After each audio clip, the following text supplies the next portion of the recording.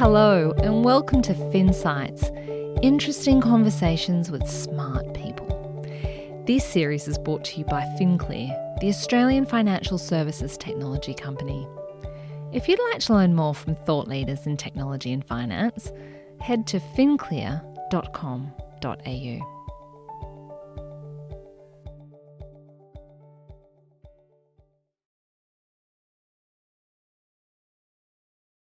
Everyone, and welcome to FinClear's Cabin Fever Chat webinar series. Today we're talking about how to start a great financial advice practice. I'd like to introduce you to our first panelist. Our first panelist is Andy Marshall. He has been working in financial markets since 1988. There he is. Hi, Andy. He's worked as a commodities buyer, an underwriter, and a financial planner also for 7 years. Presently, he's the head of IOOF Alliances, which delivers self-licensing support solutions to more than 65 AFSLs all across Australia. And he is passionate about advice and advisors and about seeking out insights into what the modern and future advice customer might want and how advisors can use this information to deliver experiences that drive advocacy and loyalty. He has written 2 books, Client Engagement for Financial Advisors and Live Your Dream Life. Outside of work, Andy loves fitness and he's a black belt in karate. We also have with us today Tony Lynch. Tony is our Chief Commercial Officer at FinClear and he oversees all new client and business development activities. He's worked in a huge range of financial services companies, from the world's first internet bank, Egg Bank, to a Mayfair hedge fund. He's had direct experience of big corporate life at Anderson and Bank of New York Mellon, as well as lots of roles in early stage high growth companies. Tony lives on the beautiful northern beaches of Sydney with his wife, kids and dog Buster, and he likes to joke that he thinks we should bring up the Spit Bridge on Friday afternoon and lower it down again on Monday morning. Thanks for joining us, guys. Thanks, Kristen. Thanks a lot. So let's jump in. We find ourselves obviously in extremely interesting times this year, but it's been difficult times for the advice world in Australia for quite some time. Nevertheless, you both maintain that now is actually a really good time to start an IFA practice. Andy, maybe you could kick off and tell us why. Sure. And look, and I'd like to say at the outset, great advice can and does reside in all manner of channels of advice, whether that's employed, or you've got a franchise model through a predominant brand, or you are in fact an IFA through a licensee, whether that's a big licensee or small, or in fact MySpace, which is self-licensed. I always think it's a great time to start an advice business because, it's such a noble profession and you make such a difference to people's lives. But I think particularly now, there's good opportunities. Certainly there are less advisors and there will continue to be so as the FASIA education takes hold. So that creates opportunity to buy businesses, but certainly opportunity to service clients. And there's a lot of clients who, with some of the wealth participants winding down their advice areas, there's certainly a lot of Australians looking for advice, and anecdotally, we're seeing that these clients are looking for advice from people who have less affiliation to some of the wealth giants of the past. So there's certainly an opportunity. I think, therefore, then for anyone who has that mindset, there's a lot of support. And that's another thing you've seen over the last few years, particularly a lot of, whether it's micro or large scale support being offered to financial advisors from a business point of view, all the things to help you run an advice business. So there's certainly opportunity to tap into that.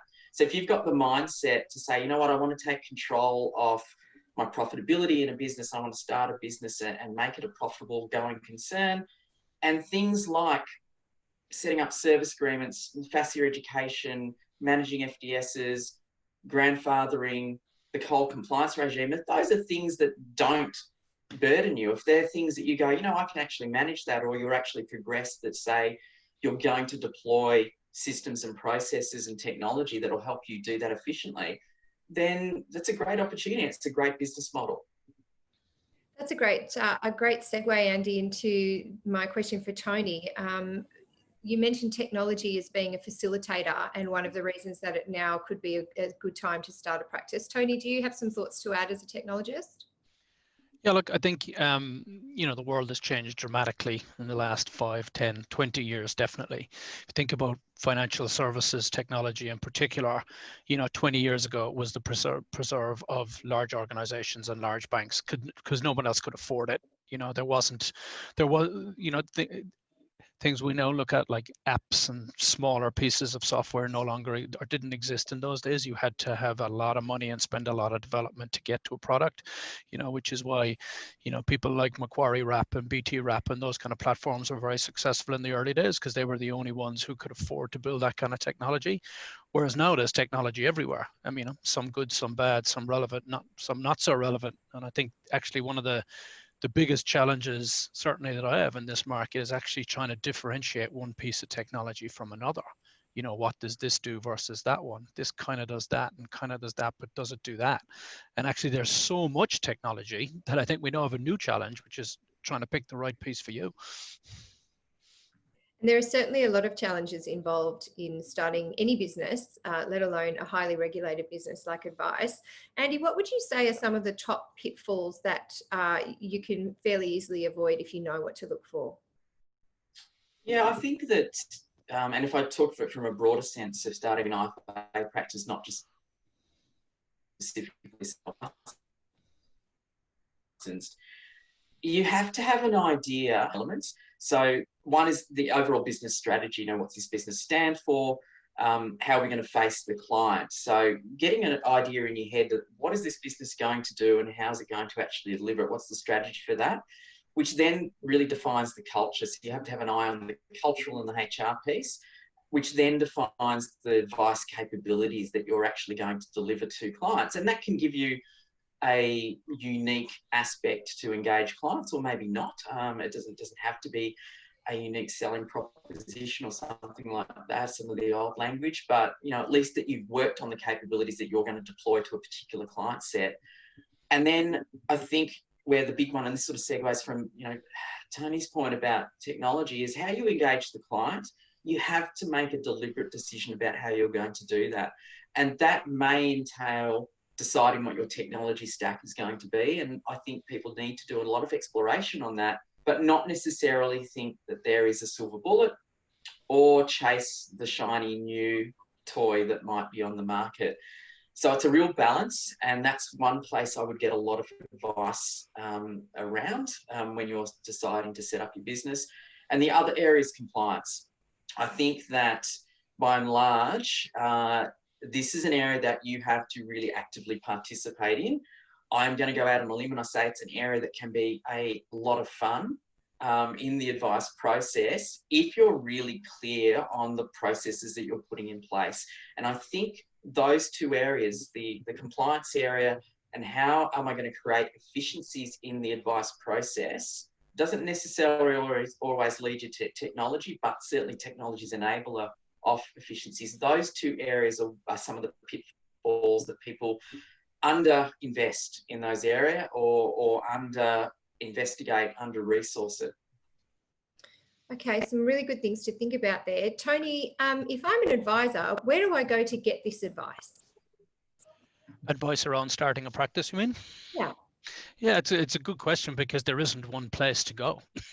I think if we step back a minute, like asking for advice is obviously really important, knowing where to go. But just listening to what Andy was saying about pitfalls, I think one of the things, if you're starting your own practice, you need to work out in your own head is it right for you? You can get advice later on about, structures and compliance and all that kind of stuff. But you got to step back and go, is it right for me? Is it right for me at this point in my life? Can I financially afford it? Can I afford not to get paid? What's my niche? What am I going to do? Why would people buy from me than buy from others? And I think once you've answered those questions satisfactorily, then you can actually move on to the more, okay, now how structurally can I do this? Obviously, Andy has a service at IOOF Alliance. Where FinClear can help people with infrastructure and trading tools and that kind of thing. Of course, there's a huge movement, I would say, in the last 5 years around entrepreneurship, and not just in advice practices, which is great. I mean, I listen to lots of podcasts and read lots of books myself, and it's fascinating.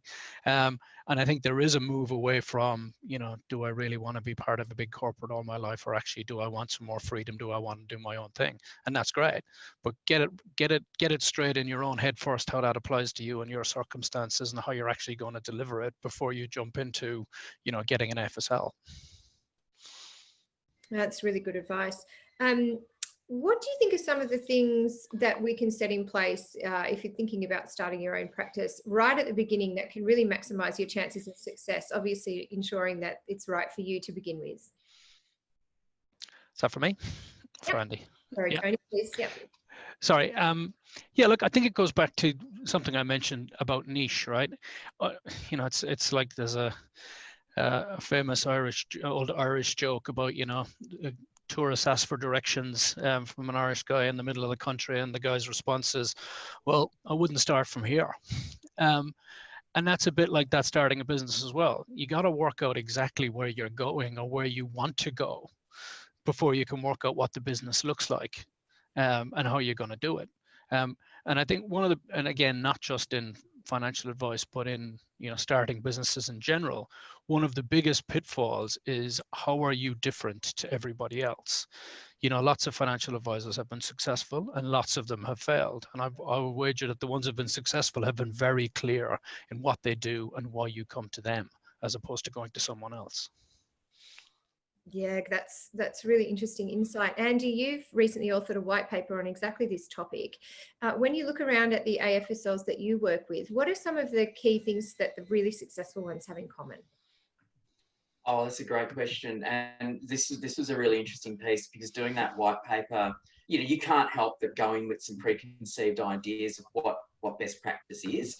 And I did think I would go into a business and find the holy grail of a tech stack.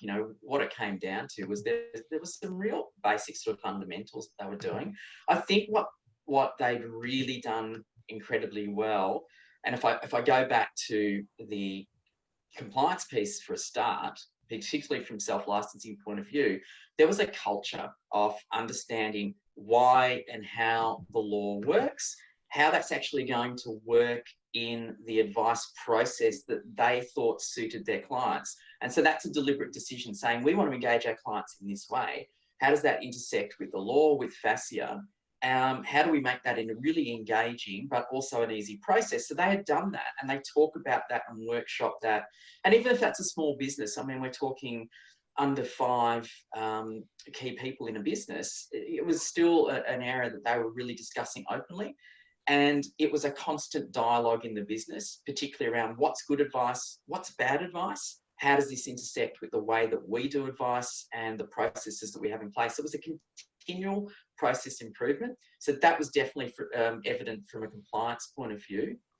And from a overall engagement with clients, before you even start thinking about technology, it was what's going to be valuable for my clients that I want to actually work with. Mm-hmm. Who are they for a start? What are their needs? And how are we going to answer those needs and communicate that we understand those needs and therefore we're the right business for you to be engaging with? And so those two very, very deliberate decisions actually drive everything else. They drive what technology you might use. They drive what staff you might employ. They drive who you might partner with to help you, because once you've got those values and an approach, then you're only going to seek out solutions that actually match with your way of doing things. But those are really two foundation stones, and that's what they did exceptionally well. You mentioned an interesting word right at the beginning there, Andy, culture. I think culture is something that the regulator talks about a lot, that we've heard about a lot in relation to advice. What would be your sort of insights and advice on how to build a strong culture? Because it's a bit of an amorphous thing, but it's so important to get right. Yeah, it is. And I've got to say that, if you look at this in a broad HR piece, this is probably an area that financial services don't do incredibly well. I'm talking right down to advice businesses. There's too heavy a reliance on give me a template for an employment contract and not really checking. So, that's an area that you have to invest in. So you do need to invest in a HR function, or at least a HR outsourcing. And when you think you can actually get that for $1,200 a year, it seems crazy that people aren't investing in that. So that's one just for foundation stone. From a point of view of from a cultural aspect, if you think about how these businesses are actually engaging their staff, what they're actually doing is they're setting clear goals for their staff and for the principal as well. If this is a sole practitioner, they're setting key goals and they're supporting those goals with resources. So, we call that catalysts. They're saying, okay, here's what we need to do. Let's provide resources that will allow those goals to be fulfilled. And then they're nourishing the team and themselves with fundamentals of respect, of recognition, of encouragement.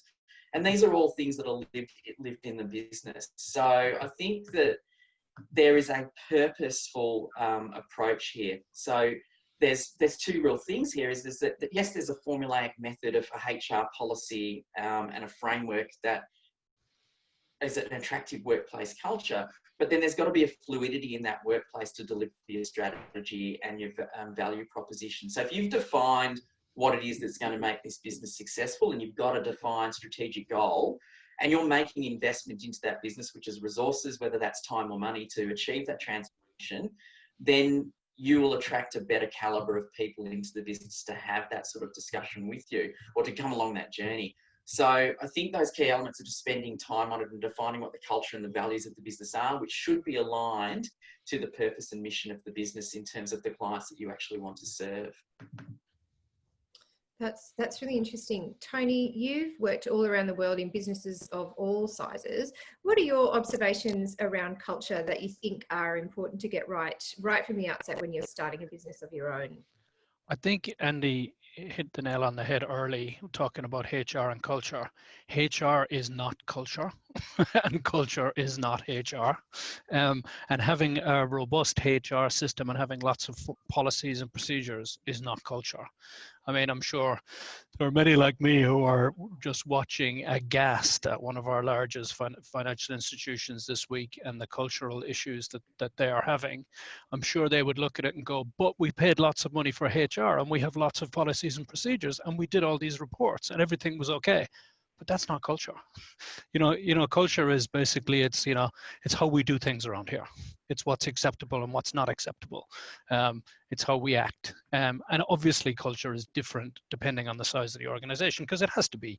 When you've got 10,000 people versus 4 people, well, it's just a different way of working and a different way of living, and you need to have different policies around that kind of stuff. But the culture is looking around and going, as I say, like, how do we do things around here? So you watch particularly the CEO, the founders, how do they act? Well, how they act is how we will act. And I've seen it in lots of organizations myself. You deal with organizations who may, for example, have, a combative CEO or, a board who are very demanding. You'll find that permeates right down through the organization, because that's how we do things around here. Can I just add as well? Sorry, Kristen. Yeah. I just wanted to add, because such an important piece. There was a great there's a great study done by a couple of psychologists, Amabile and Kramer, and one of the things that they talk about is of all of the things that you can do that can boost emotions in the workplace and perceptions during a workday. The single most important thing there is making progress for the individual in meaningful work. So they need to understand why what they're doing makes a difference to the business. And the more frequently people experience that sense of progress, then the more likely they're able to be creative in the long run, which is great for a business. So, yes, legal workplace policies and procedures, they're necessary to define, what's acceptable, what's unacceptable. And those appropriate policies should reduce the risks of breaches in legislation and workplace bullying and everything like that. But unless you have that sort of framework, as Tony rightly puts out, is, this is how we do things here, and you're creating and engaging plans for all the people in your business and in association with them, and that's aligned. There is some sort of overlay with their KPIs as well, that culture and some sort of more qualitative behaviours in the workplace are actually included in KPIs, which is a really good way actually to go, away from that sales culture then it doesn't happen. So you have to actually have that to increase and uptick the motivation, performance, and absolutely the longevity of the workplace culture. I think you've both touched on there the fact that any advice practice is only as good as the people who work in it. Attraction and retention of talent's going to be something that anyone who's starting their own business is going to face. And that could be something that's perhaps a bit more challenging given the challenges that the advice industry has from a perception perspective. Andy, perhaps you could give us some thoughts on that. That's a really good point. I had a discussion yesterday with someone in WA actually who were talking about the lack of student/graduates coming out into financial planning. They just, where are they getting their new planners from?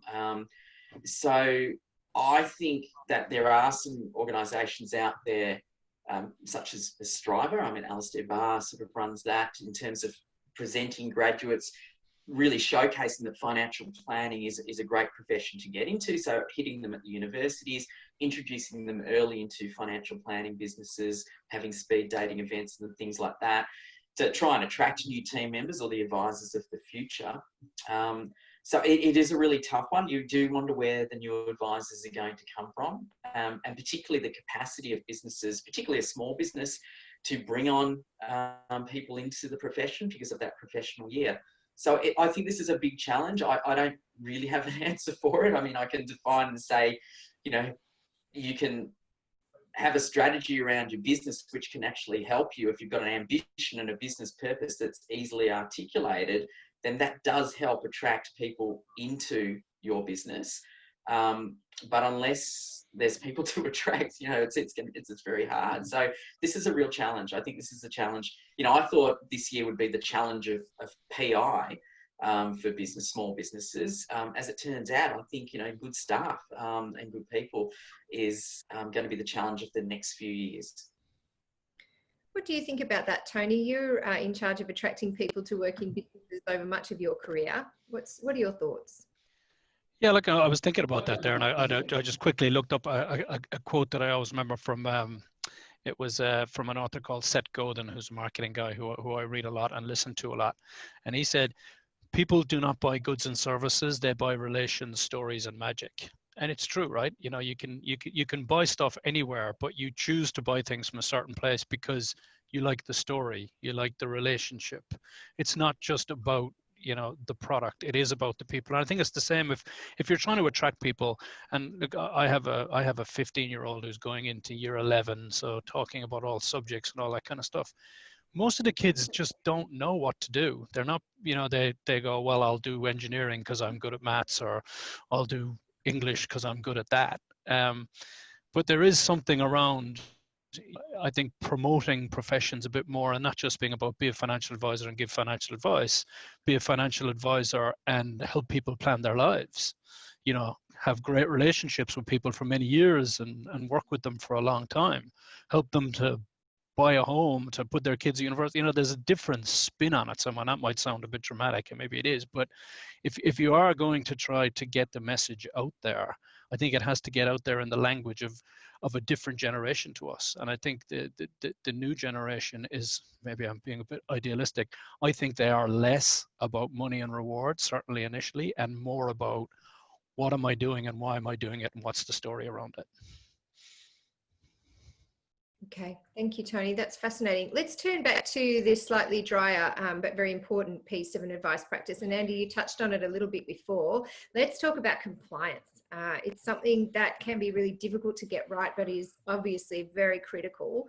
What really practical tips can you give to someone thinking about starting their own practice to get the compliance piece right from the start?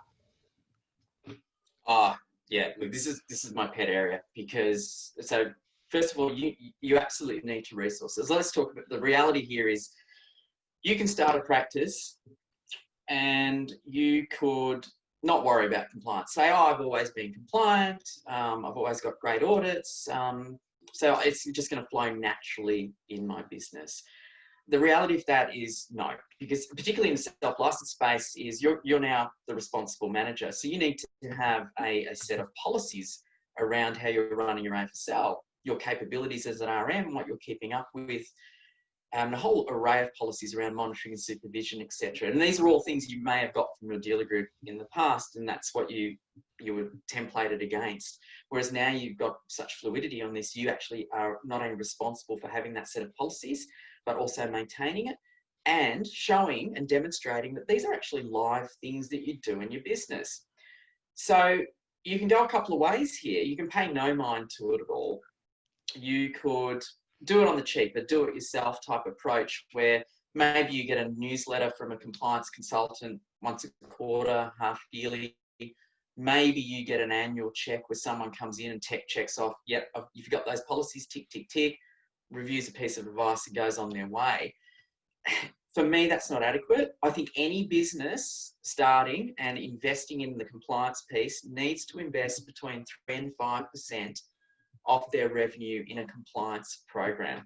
Now, many ways to get that 3 and 5%. That could be your time, your client-facing time that you're going to invest with your responsible manager hat on, or if you're not actually self-licensed in an IFA type business, that you're going to pay mind to compliance. Or you could get an external consultant in, have that person come and sit with you quarterly, understand how you dispense advice, understand your advice process, and therefore then be able to give compliance policies and a compliance framework life in your business because they understand the way that you're dispensing advice. So it's not saying you put a template on someone, it's saying there's a great fluidity with this, but you have to invest. And so for me, that's an insurance policy on your business. That's a sleep at night. Spend the $15,000 or $20,000 a year doing that, which straight away brings it into the, is this going to be affordable for me as a sole practitioner to run my business if I'm going to spend $20,000 on compliance throughout the course of the year? I'd say it's a necessity. Your PI is a necessity, perhaps your software is a necessity. This is a really pivotal piece. So the businesses that are doing it well are actually resourcing the compliance function. And then the second thing they're doing is they're not just putting their attention to it once a quarter when the compliance consultant comes in. They are actually having weekly stand-ups, or if you're by yourself, you are actually at least putting your responsible manager hat on for a few hours a week, whether you're reading an ASIC report, ASIC media releases, you're having a chat with someone like myself, you are actually paying attention and are an active participant in the compliance program in your business. And that's what you need to be ready for when you're going out on your own or with a collective. Fantastic. Tony, maybe we can talk a bit about the tools that are available to help us with compliance. What would you say are some things that we can look at now that we may not have had 5 years ago that could maybe help with that compliance process? Yeah, look, firstly, I just want to say I totally agree with Andy on the compliance being a necessity. I mean, to be honest, if your outlook is I can't afford to spend 20 grand a year on compliance, well, then you shouldn't be doing this business, because compliance is just a baked in cost that you need to plan for. It is real. And, I think from my experience, I've met a number of people who haven't looked at compliance for years, and maybe they'll get away with it and maybe they won't. Maybe one day ASIC will come in and they'll lose their business, or they'll be fined so much they won't have a business. That will happen at some point. So it's an absolute necessity. It's also common sense. Yes, and I'm sure people who have read regulatory guides might disagree with me that it doesn't always seem like common sense, but on an overarching theme, it is common sense, right? Doing the right thing. Does this feel right? Does this feel like a sensible thing to do? Most of it is that. And most of it is, ASIC is also very evidence-based. So it's all very well to say, yep, I monitor compliance by looking at this report every day. Okay, well, how can ASIC see the evidence that you've looked at that report every day? Well, very simply, in some of the places I've worked, if you're a responsible manager, you might get a report on activity or whatever it is every day, every week, every month. You simply reply back and say, yep, thanks, noted. Maybe ask a question occasionally. If ASIC come in and look at it, it's simply, here's what I've done. It's very simple. In terms of various technology tools, again, there's almost too many to mention. I mean, there's some really basic stuff you've got to do if you're an advisor. You need to be able to document advice. You need to be able to document personal circumstances. You need to be able to document an SOA. all of this kind of stuff. And there's heaps of technology out there to do that, whether it's, big firms or small firms. And again, I don't really have an answer to which one would I use. I don't know. There's so many of them that I think it depends what you want and what you want to do. You can go to the big end of town and get something that's expensive and covers everything, or you can spend a bit more time and get a whole lot of apps and work it out that way. Okay, let's talk to demand. One of the interesting dichotomies I think we find in the financial advice industry now is that the number of advisors is shrinking. The perhaps impetus to come into the industry is not as great as it may have been 10 years ago, yet the number of people in Australia who want advice and the number of people in Australia who need advice is growing all the time. Yeah. Exponentially this year. Andy, perhaps you could talk to how advisors who are starting their own practices can make them scale. Ooh. That's a really interesting one because, there's this, I remember back in the time when I was an advisor and very inefficient in terms of my whole process of documenting advice and producing the piece of advice. And consequently, I could really only manage when I was out on my own, sort of about the 130 clients for the type of service that I was delivering to them, which was in some instances quarterly reviews. So it was really intense. I was working incredibly long hours and laboriously writing out file notes. My files look great. My compliance person said, your files tell a story, but your burnout is totally going to happen. So I think in terms of scale, all of those things that I've just mentioned, the taking of file notes. So when you look at, gathering client objectives and figuring out the subject's matter and scope, so it's a really fun part of advice, engaging with the client.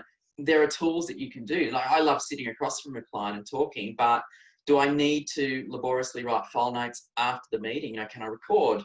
Can I have a digital fact find that's engaging for the client that we can work on together via Zoom and just cut down that whole engagement rapport process where I'm gathering information and the work that you typically have to do afterwards? Then I think the advice process in your investigation and the production of an SOA, I think those are areas that you can save time. The FPA did a really interesting project a couple of years ago now, it's 2017, where they were mapping the advice process. And depending on which areas of the advice process you did, it was 20 to 25 hours. So one, it's a costly exercise, so that impacts on accessibility of advice. That's another topic, but certainly from actual ability and scale to produce advice for multiple people, it's difficult. You've only got so many hours in the day. So for me, it's all about where are the areas that we can actually reduce the time spent. And I think production of the SOA and the gathering of data, I'd be looking for tools in those areas that cut your advice process down. As Tony said, there are plenty. We consult with businesses all the time with the many partners that we know in the sort of fintech, advice tech space to say, okay, well, this actually matches the way that you want to engage with clients and it ticks these boxes in terms of the documentation and speed of process. Can you save 50% of the time? And I think those are tools we didn't have 15 years ago. We do have them now. There are a lot of tools out there that for different parts of the advice process are purporting to say, we can save you that 50% of time. And I think then you become scalable and repeatable. Tony, you work with, or FinClear works with businesses that offer financial services in many different formats. What are some ways that you see that technology can help businesses to service more customers without losing quality? I think a lot of it, technology is part of it, but it's also just the general process and how you do it. And, a lot of it comes down to just simplification of the business and what you're trying to do. I still see a number of businesses out there who actually actively come out and say, hey, we're the best because we do everything. It doesn't matter what you want, we will do it. Whatever product it is, we will get it for you. I don't know how anyone runs a business like that and makes any money because it's just so hard to be able to live up to that promise. Whereas I think if we go back to the previous question, we were talking about the gap between people who want advice and who can get advice. Most of those people don't need or don't want complex advice. They want very simple advice and very cost-effective advice. So, I'll give you an example. In my super fund is made up predominantly of 4 ETFs, because maybe I should think about it more. But I'm just like, you know what? I think I know what I want. I know roughly the kind of direction I want to go. I know the kind of exposure I want. I can buy those things. They're really cheap, and it works very well. It doesn't, I mean, it's different for everybody, obviously, but it doesn't have to be complicated all the time. And particularly for younger people with lower balances, putting those people into expensive products just doesn't make any sense. In some cases, putting them onto wrap platforms who charge them fees doesn't make any sense. They just need some very simple investment products which will last them for a while. One of the bugbears I have in Australia, you can't invest for children. It's not possible to do that. Because of the tax system. You can open an account for a child in the name of, Harry Lynch, trustee of Tony Lynch, or whatever it is, but then the parent has to pay tax on the income and revenue. So there's actually a disincentive to do that. So I think there's something around the whole financial structure in Australia about delivering really simple, cost-effective products to younger people and even to children, which we just don't have. Product is a really interesting area. Andy, what would you say in terms of approaching the approved product list for a new practice? How should you go about that?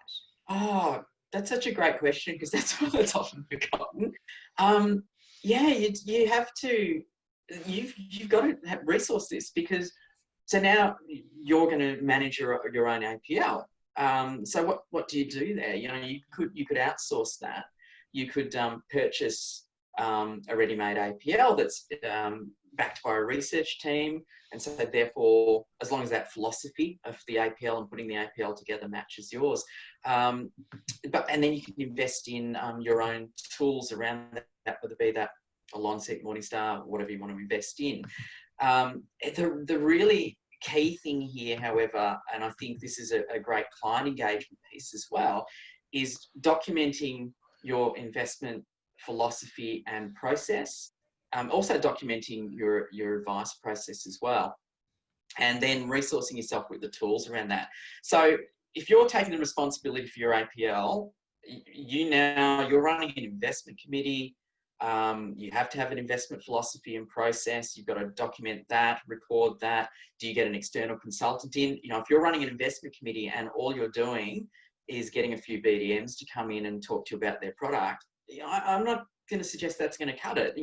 You probably want a consultant. Then if you're putting together model portfolios as well, how are you ensuring that all clients are treated equally?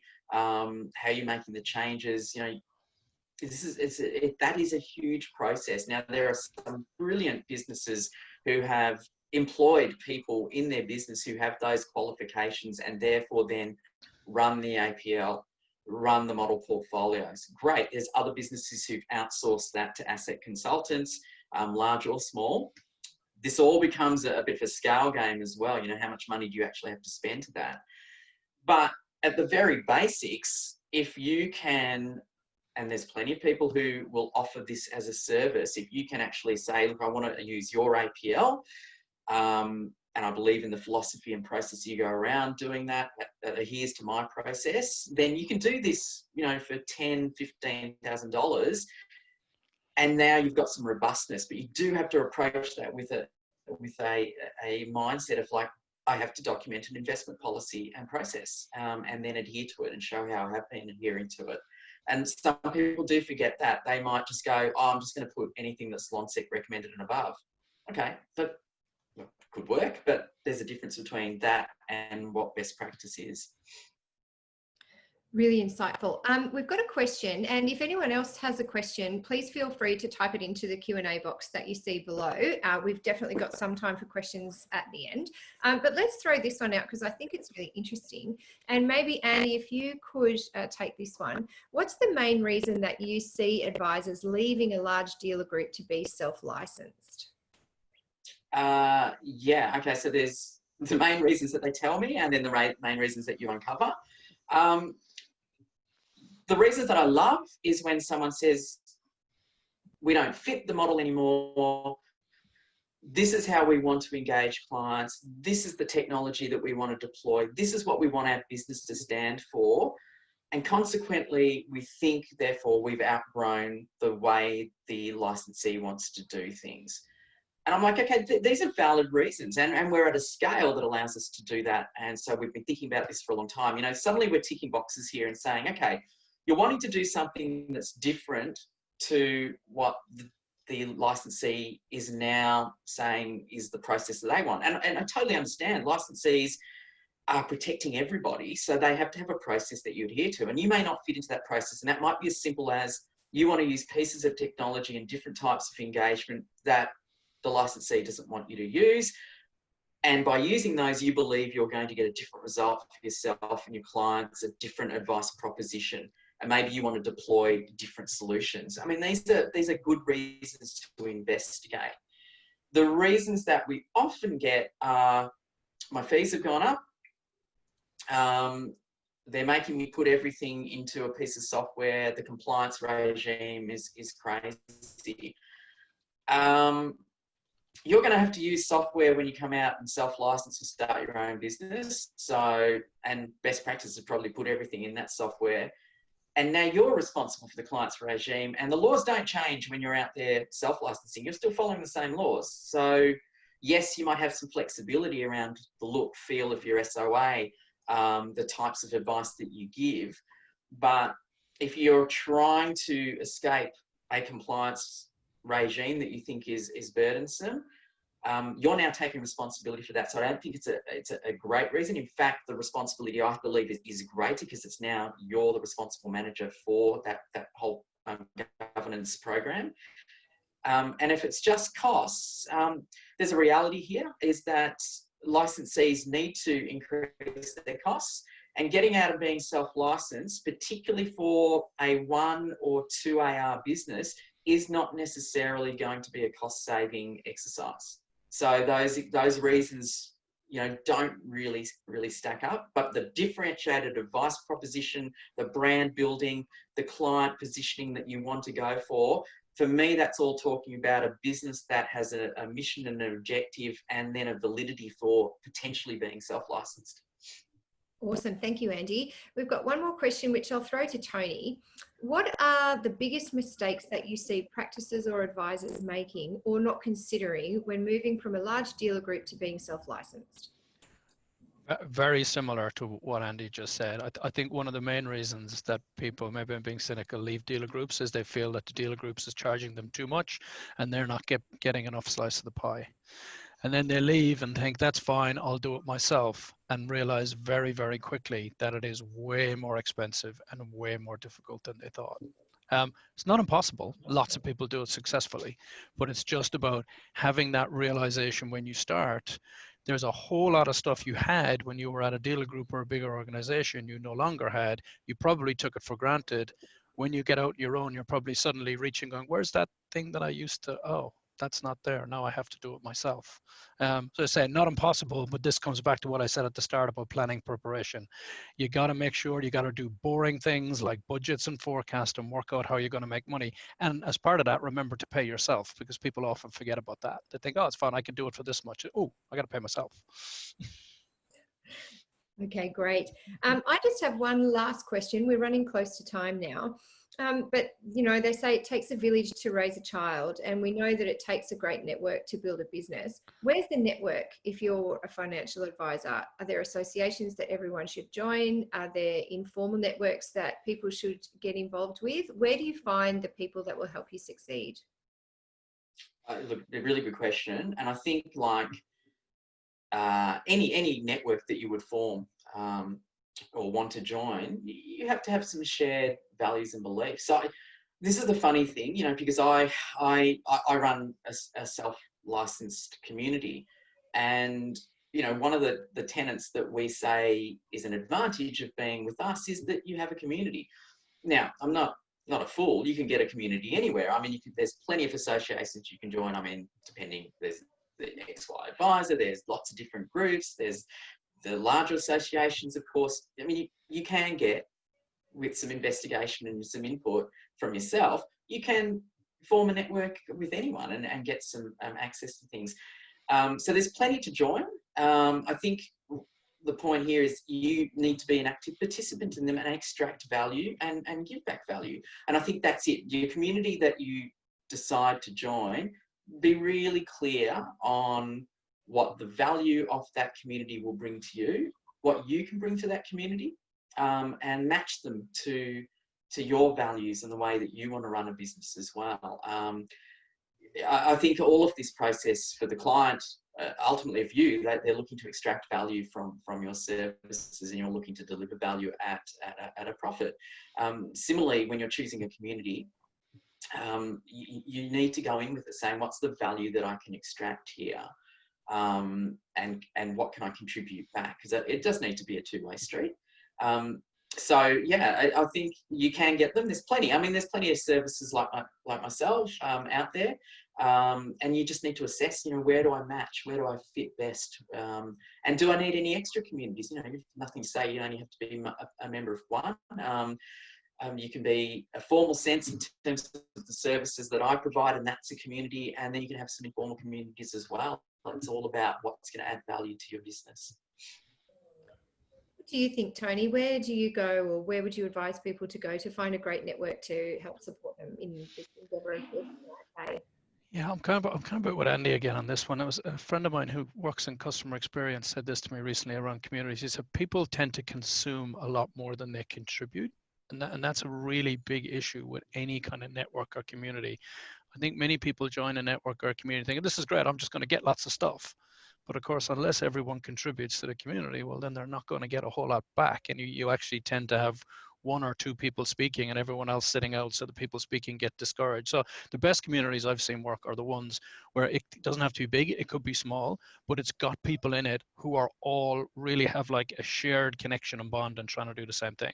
Some of the entrepreneur communities are really good for that. And it's really cliched, right? But the most successful communities, you ever see them on Facebook, are always the actual local ones, the Manly local residents or the Balgowlah, well, because everyone has a shared thing. They all live there. Everything is the same. So we want to talk about, we want to get this kind of stuff. And I think creating that in the business sense can be quite difficult because there's so many networks and communities. So it's trying to get the ones that are actually really applied to you, as opposed to like the Financial Services Council of Australia. I'm sure it does great stuff, but geez, it's wide. Whereas, if you're interested in, I'm really interested in, advising on listed investment companies, where you'll find a product, people will be really passionate about that because it'll be a small group of people who love it. Awesome. And straight away. I mean, when you go to a community meeting, we had one yesterday with our members, and we had new members in there yesterday, and the feedback's been great. But the reason it's been great, it's not me. I'm just facilitating. It's the members in the community and their willingness to share. Engage. Yeah. So when they went into the Zoom breakout rooms as they did, it was vibrant. But more so when we asked the members, what did you think of yesterday? Have feedback. My inbox is littered with feedback, which is, hey, next time we could try this. Next time we try that. This is a pure example of people giving back because they're enjoying what they're taking out of the community and they're giving back. And it straight away when you join one of those communities, you go, okay, this has got the right vibe.